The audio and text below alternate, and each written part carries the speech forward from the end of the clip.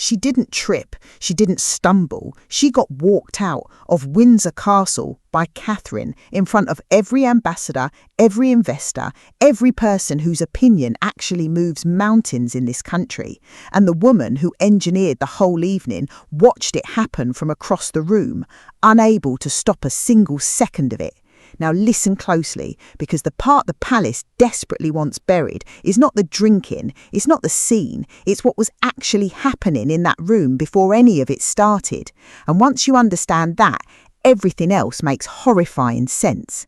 Right then, weeks before that dinner, Camilla had been quietly working, not publicly, not loudly, the way people work when they know exactly what they want and precisely how fragile the whole thing is.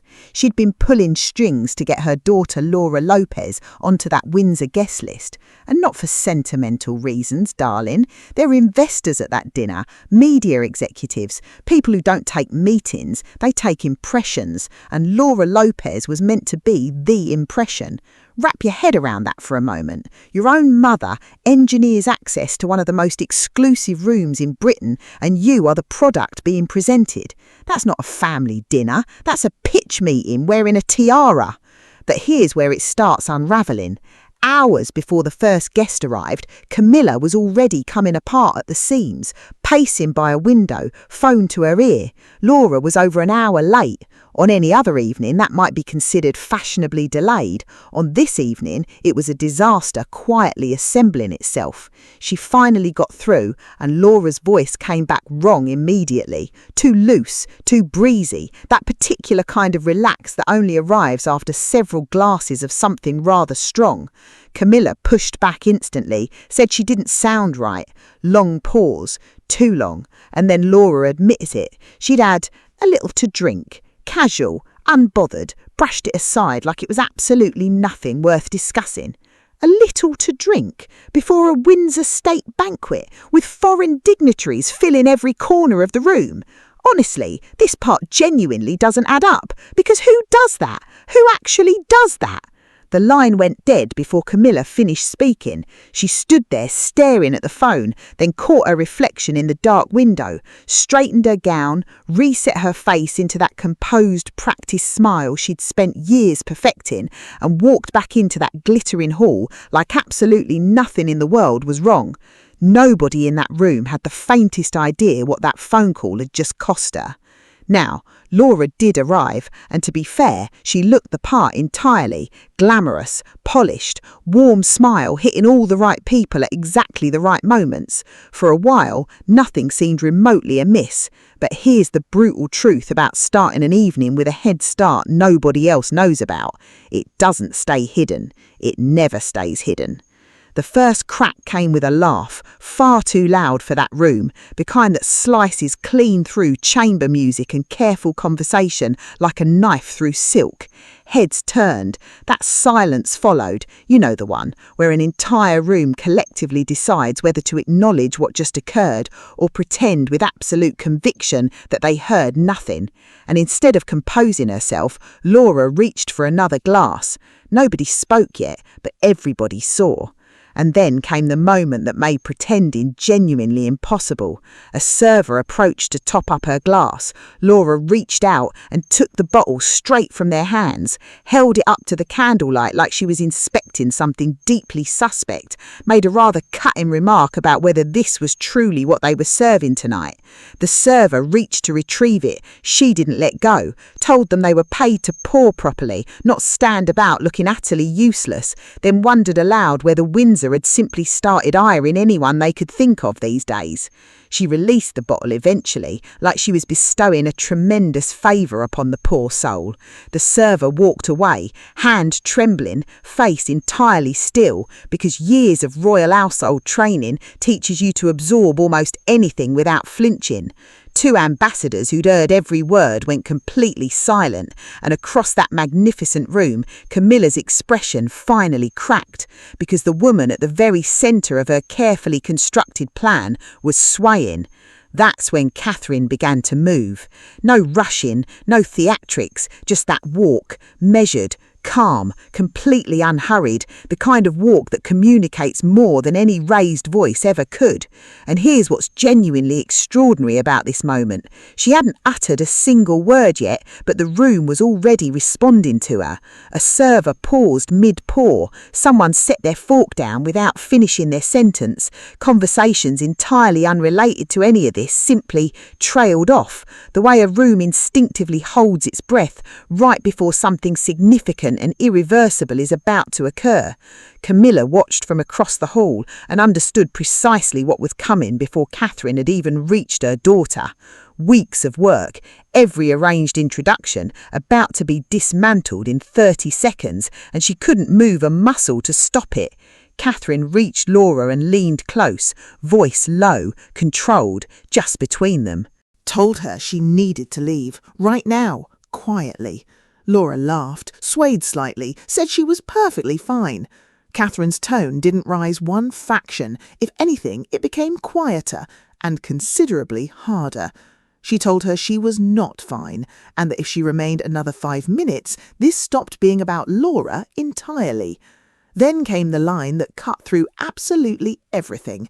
She told Laura that if she walked out right now, nobody beyond these walls ever needed to know how bad it had truly become. Something shifted in Laura's face immediately. Fear. Real, cold, sober fear, breaking through the haze for the very first time all evening. She set her glass down. Neither woman moved for a breath, just two people standing close enough to still resemble a quiet, civilized conversation, while everyone nearby studied the middle distance with remarkable intensity. And then Laura went. Catherine walked her toward a side door, the discreet one, the one that exists for precisely these situations. It wasn't discreet enough. Heads turned anyway.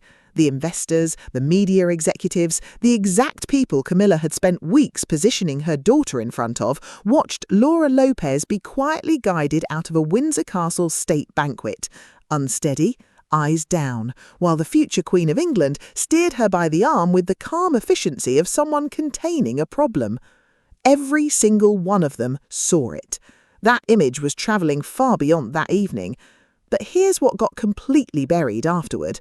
The moment Catherine turned back, Camilla was already there, caught her arm, voice shaking, told her she had absolutely no right. Catherine didn't pull away, simply said someone had to.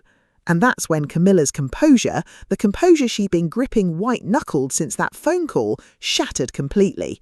She said it almost desperately. That's her daughter, her actual daughter.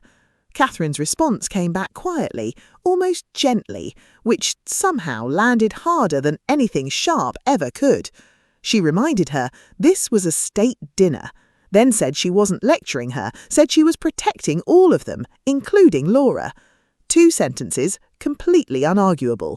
And a few feet away, Charles had gone very, very still. He'd watched his wife cross the floor, watched her reach out, watched her lose, in real time, in front of everyone.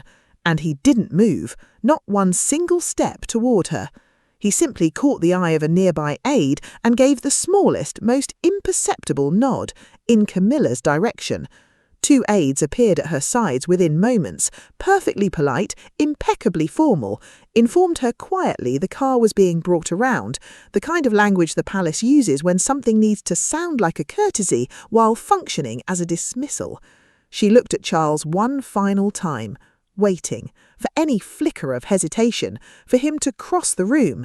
He was already looking past her, so she walked. Through that gilded hall, past every diplomat and dignitary and carefully cultivated connection, head up, because it was the only dignity still available to her.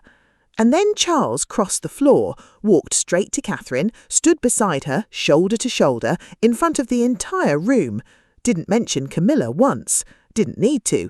That single gesture told every ambassador, every executive, every person of consequence exactly where his loyalty had landed, and it was not with his wife. The palace said nothing publicly, obviously, but Laura essentially vanished from every meaningful guest list almost immediately. The invitations stopped, the connections evaporated, everything Camilla had spent weeks building, gone, before her daughter had even fully sobered up. And Camilla herself, doors that used to open automatically, simply stopped opening. No announcement, no confrontation, just a quiet, collective, thoroughly British understanding that her influence had been reassessed. Weeks later, at another engagement, an aide turned to Charles with a planning question. His eyes went straight to Catherine, not his wife. Camilla watched it happen, said nothing, because composure outlasts power every single time. And on that night at Windsor, she'd had neither. The palace will never confirm any of this, but the silence itself is the confirmation. Because Catherine didn't just handle a difficult moment that evening, she demonstrated something permanent about who she is in this family now. And Charles standing beside her rather than his wife wasn't a marital disagreement, it was a declaration. State banquets aren't about the food, darling. They never were. They're about signal. And the signal sent that night at Windsor was absolutely unmistakable. When everything fell apart, Catherine made the call, Charles backed it, and Camilla walked out alone. That's not drama that fades with the morning headlines. That's a shift that quietly, permanently rewrites who holds power in that room. And everyone present that evening has been living with that new reality ever since.